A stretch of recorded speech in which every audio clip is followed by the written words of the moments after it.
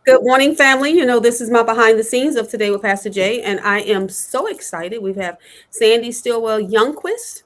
She's going to be my very special guest, and I'm excited to get into her story, her life. We don't have a lot of time, and she has so much to say, I'm sure. So I'm just blessed and excited to have her. Okay, so we're going to go in. So, Mark, we are good to go. Of course, it's got to be sent over to the radio station. We'll go from there. All right, family. Good morning, family, and welcome to Today with Pastor Jay. And I'm your host, Pastor Geraldine Denny. We're talking about something that impacts every community, every family, and every generation: entrepreneurship, resilience, and using success to make a difference. My guest today is someone who has built businesses, has created jobs, have invested deeply into her community across Southwest Florida. So Sandy Stillwell Youngquist is the CEO and owner of Stillwell Enterprises and Restaurant Group, overseeing restaurants, inns, shopping centers, and hospitality destination from Captiva Island to Grande and Fort Myers. But what's remarkable about Sandy, as though if that wasn't remarkable enough, is that she didn't just build businesses, she built impact. She has served on countless boards throughout her community. She's also the author of the book titled Resilient Spirit, which captures the heart of entrepreneurship and perseverance. So today we're talking about leadership, resilience, community investment, and what it really takes to build something that lasts. So I'm so excited to have Sandy with us. Welcome, Sandy, to the show. Thank you so much. I mean, this is great.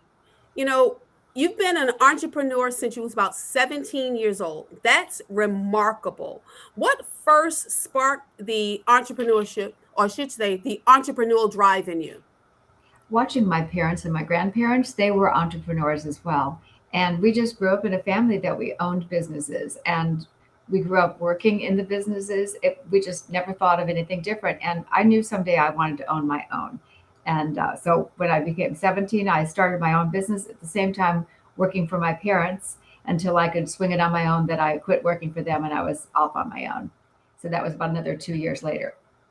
Wow. I mean, you think about being 17. Most people at 17, they're just trying to figure out the right path, right? I'm getting ready to, graduate from high school. Do I go to college? What do I do? But you at 17 did something else. What pushed you toward business ownership so early? Was it because of your family or there was something that was just in you?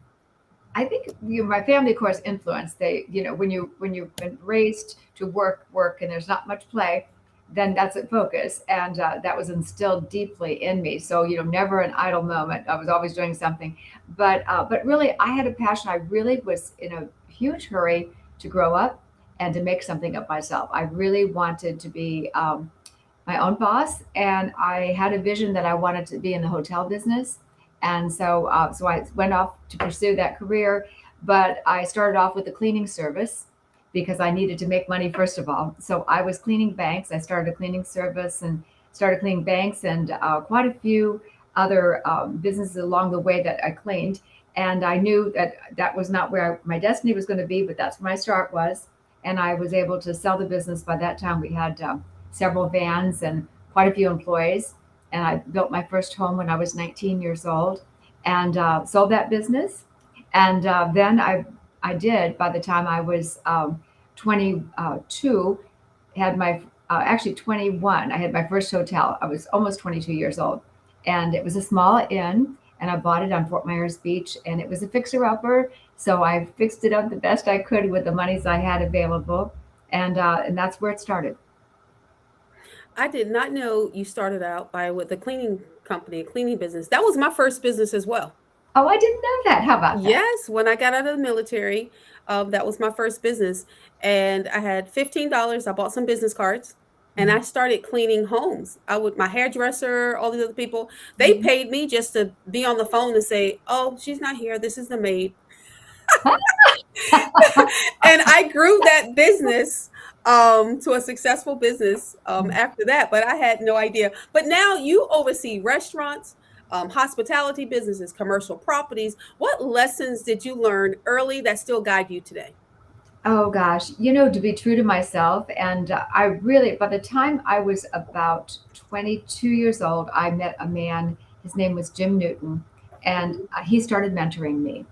And he really was a great inspiration to me. He was friends with Thomas Edison, Harvey Firestone, Henry Ford. Oh, Charles Lindbergh was the best man in his wedding, and he was about 60 years older than he was in his 60s when I met him, and I was in my 20s. So he and his wife were Christians, and they really instilled in me about when you make a promise to somebody, you follow through with that promise. You're never going to make everybody happy 100% of the time, but just do your best. But always speak the truth, no matter what. Speak the truth and do your best. But sometimes there are some people you're just not going to make happy. And we became business partners and had a property management company.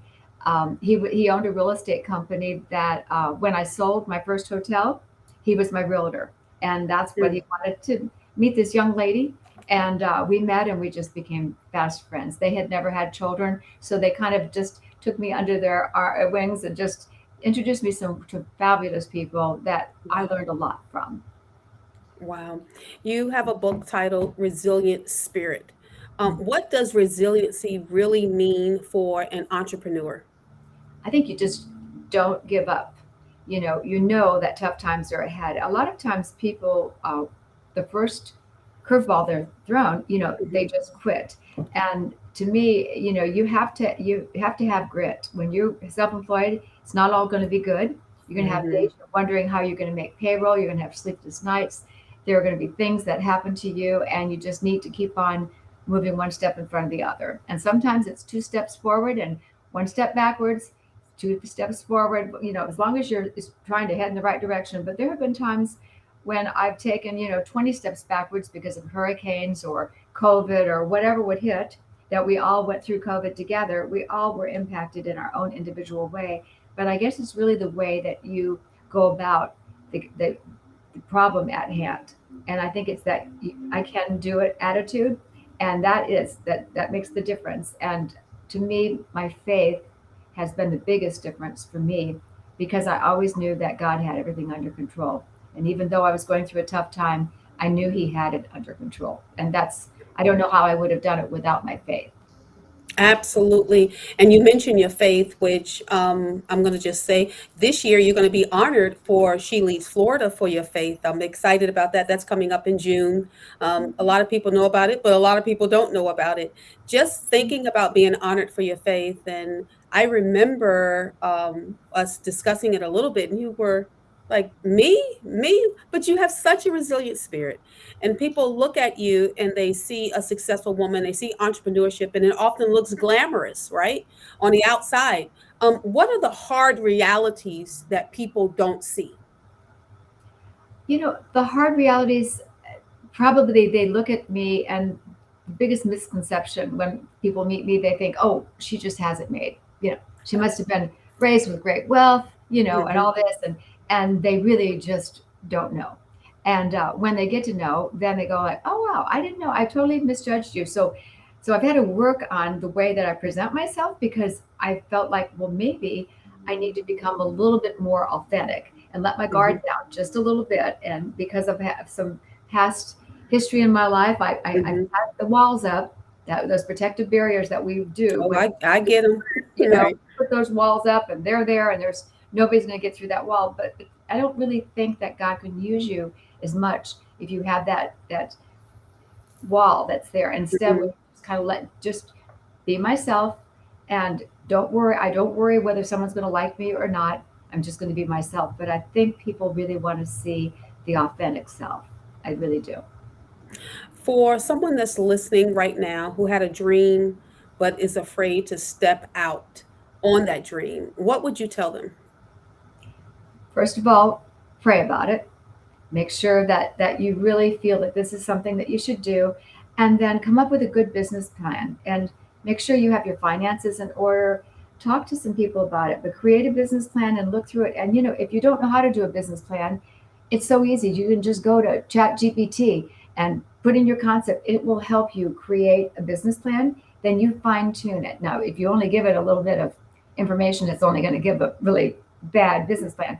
But come up with your finances, and plan on no cash flow for a while. You're not going to necessarily be profitable right for the get-go. So you have to have a backup, whether it be parents that might be able to help you co-sign on the loan for something, or save up ahead of time. But to leave a perfectly good paying job to start something, you just make sure that you have all your ducks in a row, first of all. All right, guys, we've got to take another break. Don't go anywhere. Don't touch that dial. You are blah, blah, blah. Mark, I made a mistake. Let me write that down. All right, guys, we're going to come back from the break and we're going to be speaking a little bit more with Sandy. Don't touch that dial. You're listening to Today with Pastor Jay. All right, here we go. Welcome back. Welcome back. You're listening to Today with Pastor Jay, and I'm so excited to continue this conversation with my good friend Sandy, who is amazing. And one thing that stands out about your story, Sandy, is that you did not stop with businesses. You've invested deeply into your community through philanthropy and leadership. You've served with organizations like Habitat for Humanity, Hope Hops, blah, blah. Mark, here we go again. Hospice, Junior Achievement, and Florida Gulf Coast University. So, what has community involvement always been, or I should say, why has community involvement always been such an important part of your work? I really think that if you're in business, that it goes hand in hand to be involved in the community and to give back. And I really wanted to instill in my staff as well that we're not in it just for us, but we're in it to help other people. And like, for instance, last night we just did for our soup kitchen. There was a dinner, 825 people, and we served our key lime pie to 825 people. So I had my grandson with me helping, and we had pies going out. But that is, it's not just something we choose to do. I think it's a responsibility. You have raised or helped raise millions of dollars. Millions, like over 30 millions of dollars for different causes. What does it feel like to see that level of impact? Oh, it's amazing. The largest one would be for our Golisano Children's Hospital, and we've raised, I think it's been now $35 million for them. And Tom Golisano himself, and the hospital is named after him. We've actually surpassed what he's given, but now he's just done another pledge. So we're glad for him. He is an amazing man. And it's a group of friends, and we throw what we call a wine festival, and there's a charity event, and we raise money, and it all goes for the children. We've seen little children that had to wait for 2 years to get an eye appointment. And all of a sudden we hired more doctors. We created the eye center, and one little girl, she was blind. By the time she was 2.5, almost 3 years old, she went to this eye institute we created. She sees today. It was just a minor procedure she needed. And when you do things like that, this little girl, her rest of her life, she would have been blind. And it wasn't me, it was all of us in the community working together and doing it together. You've served on boards ranging from healthcare to education to entrepreneurship. What do you believe the role of business leaders, I should say, have in strengthening communities? Oh, I think that businesses need to help all of the non-for-profit charities, and the non-for-profit charities also need to provide for the business owners the things that they need, because we're trying to promote our businesses so they can do, it really helps. They can promote us by giving us the exposure that it's my restaurant name or whatever, but I don't do it for the exposure, but I do it because I want to, but it's a nice way because we can write it off now because we're advertising our businesses. And that's very important because, you don't want to pay any more taxes than what you need to. We all pay our fair share. And so it works hand in hand. We just raised $1 million for the local food bank. And so it's helpful. $1 million? Yes, it was great. Yes, it was. We at our club, and but it was great, and they needed to, with hurricane, it hurt their current facilities, and they're building a new one for the Harry Chapin Food Bank. So we raised $1 million in one night, and that was amazing. Success at the level that you have experienced requires more than a business strategy or a business plan. What role has your faith played in your life and in leadership? Well, it's played a great deal of my faith in my personal life. I don't think that I would actually have the boldness to step Hmm. out and open another restaurant or another or buy. I just bought a shopping center after the hurricane where I was the tenant in the shopping center. So I've been wanting to buy it, so I bought it. But I had to pay a higher price, and the interest rates are quite high now as compared to Hmm. 3, 4 years ago. So it was a leap of faith, but I knew it was the right thing to do. But I just don't do anything until I pray about it and I ask God, close the doors. If you don't want me to do it, slam the door in my face. And I have had the door slammed in the past. So it's not Hmm. always go for it, go for it. Sometimes the answer is no. And so, but this one was yes. But that it gives me the spiritual boldness to move forward when I know that God is directing me.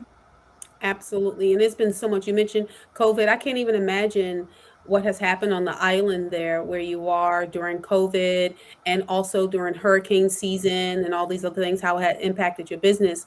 Can you think of a particular time where it was your faith that carried you through Oh, when it came to absolutely. entrepreneurship and your business where you were so impacted? What did you do? I mean, you just, most people are going, they just give up, but you didn't. No, and if Hurricane Ian hit us very hard, and that was in September of 22, and it shut down every business that I own. Everything was closed, and we didn't have. I don't know if anybody really remembers, but the bridge going to Sanibel was totally out of service. Nobody could come over the bridge. It was broken.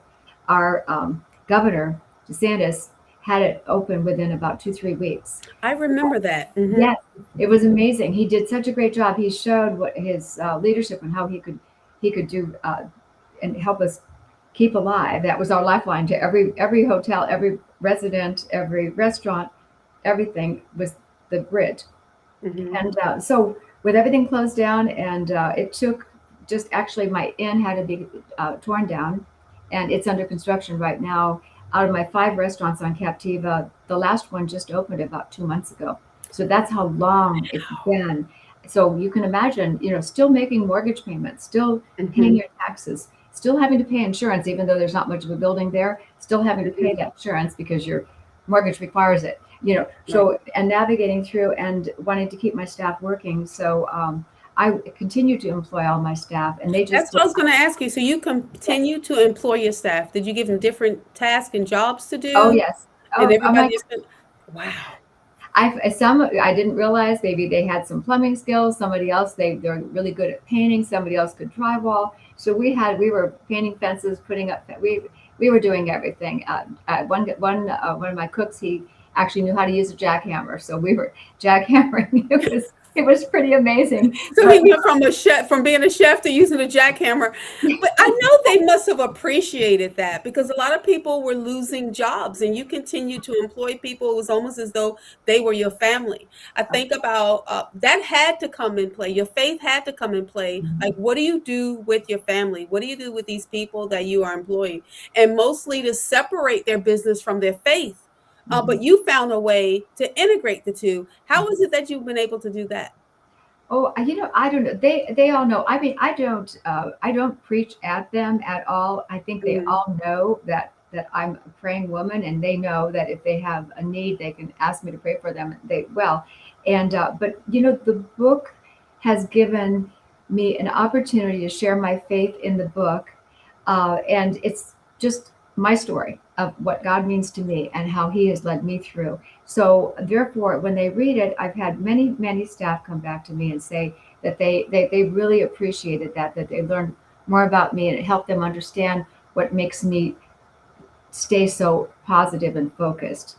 And that kind of helps them. And if a leader of an organization starts to freak out, then everybody else is freaking out. So That's true. so that's just kind of like you say that there's that duck in the water that looks really calm on the top, but their feet's going 100 miles an hour under the water and nobody sees it. Well, that's kind of like me because I there were sleepless nights. There were times, doing emails in the middle of the night, just trying to keep up with everything because there just wasn't enough to go around. But in the end, we got it all together, and I'm just really, I think it'll be more beautiful than ever. The construction should be finished by Christmas. So I would be so excited, and no more hurricanes for a while. I just pray. Oh, That's I know that's right. mm. Let's talk about your book a little bit, Resilient Spirit. And how long ago did you write the book? And how long did it take you to write it? I'm a new author. I'm about to have my first book published. Oh, wow. So how long did it take A you? little over a year. Now, there were Okay. things that I had been thinking about for quite some time. A lot of Hmm. people, young people, would come to me asking for advice. I want to start my Hmm. own business. And so they started coming to me, and I would mentor them. And I was happy to do it. So I wrote this book, and it's almost like there's other entrepreneurs that I featured, my friends that have done very well in Hmm. different aspects. So there could be like the Harley Davidson dealer, or there's an artist. So there's different people, not just me. But then in the back, there is a step by step guide. Do you want to start your own business? Point A, point B. Wow. Yeah. So it kind of like lets you know what to do and what to look for. And each chapter has questions and answers. And one of my dear friends, he bought through FGCU 1,000 copies for the students of FGCU, which is Oh, Florida wow. University, which I'm so thrilled. And so I get a lot of feedback from a lot of the students because they have an entrepreneur school. And now Florida Southwestern State College here in Fort Myers, I'm the chairman of their entrepreneur institute that they have, and so as like an advisory chairman. Hmm. And so I've given out some of those books just to get, because it helps them. And I don't know if they're going to actually use it as curriculum necessarily, but it's maybe a good tool to use, would be probably a better way to describe it. Wow. All right, guys, we got to take a break. Don't go anywhere. Don't touch that dial. You are listening to Today with Pastor Jay. I don't want to forget my sponsors because sometimes I will forget them. Okay. Welcome back. Welcome back. I want to give a thank you and a shout out to Church on the Rock, Geraldine Ministries, Judah One Aviation, and Great Eagle Strategies. Thank you so very much for sponsoring Today with Pastor Jay. I couldn't do it without you. Before the break, Sandy, we were talking about your book. What message do you want readers to walk away with after reading your book? Oh, I think, about the principles of leadership, because Hmm. leadership does that. You don't have to be an entrepreneur to be a leader. You can be a leader in anything. And I would really say that those principles would be your purpose, your passion, your principles, and your vision. And to me, without a vision, you don't know where you're going. So Hmm. everybody's got to find, and without passion, you can't be authentic. So they all need to fit in. And principles, you have to be truthful. You have lead with integrity. That's um, true. and transparency is so very important. It really is. When you look back over your journey from starting a business at 17 to the impact that you've made from Southwest Florida, what moments are you the most grateful for? Oh, my friends, and like last night when I 825 people there, my grandson was kind of blown away how many people I knew in that room. And he was like, "Grandma, you know everybody." But and I said, "Well, first of all, it's because I'm old." Okay, that's what I jokingly tell him. And I said, "You know what though? But what goes around comes around. I'm kind of a connector of people. So when I hear somebody that their Hmm. passion is that they were, maybe I had one lady that she was a single mom, and she went to school when she was in her 30s to become a nurse. And Hmm. she struggled, and she not wasn't a star student. She didn't get Right. any scholarships. She had it. So later on in life, she became very wealthy. She wanted to give money away, and so I connected her with a college, which there's a whole building named after her. And her passion was she wanted to give to other young mothers Hmm. scholarships and provide them a way to have a career path. And so she didn't have to be that they didn't have to be on food stamps like she was on. And so I think we all have ways that we can connect other people, and it might not Hmm. benefit us directly, but that's not the reason. You just want to help them become successful in what they're doing. Years from now, when people hear your name, what do you want them to remember most about you? I want them to know me as being a really great Christian woman who gave back to her community. That maybe the community is just a little bit better than it was before. Wow. I mean, that's quite an impact. And I want to thank you, Sandy, so much for spending this time with me. You absolutely have been a blessing to me and a blessing to my life and a blessing to so many others. So I'm looking forward to what's next. What is your next? You've done almost everything. What's next? Well, I just opened a location of my Key Lime Bistro at the RSW. Hmm. I would like to do more airport locations. Okay. All right, guys. Well, thank you so much, Sandy, for spending this time with me. Today's conversation is a reminder that success is not just about what we build for ourselves, it's about what we build for others. Entrepreneurship can create opportunity, leadership can strengthen communities, and generosity absolutely can change lives. So I'll leave you with this. Yesterday is gone, tomorrow isn't promised. What are you going to do today? Today, you're going to lead with courage, you're going to serve with purpose, and build something that lasts. Of course, you're going to go out and get Sandy's book, right? You're going to get her book. So, God bless you guys. Have a wonderful day. Until next time, I'm Today with Pastor Jay. Resilient spirit. Thank you. Well, Sandy, thank you so very much. I'm going to get this over to the radio station so they can edit out my mistakes at around 10 minutes. And we'll get it on the radio. It's going to air this Sunday. Oh, wow. Okay, great. It is. So if you have an Alexa device or something along those lines, at 8 o'clock Sunday morning, if you say, Alexa, play WNZF on TuneIn, it'll play it live. WNZF. ZF. Yep. Okay. Otherwise, you can go to todaywithpastorj.com and click on the podcast. Oh, wait a minute.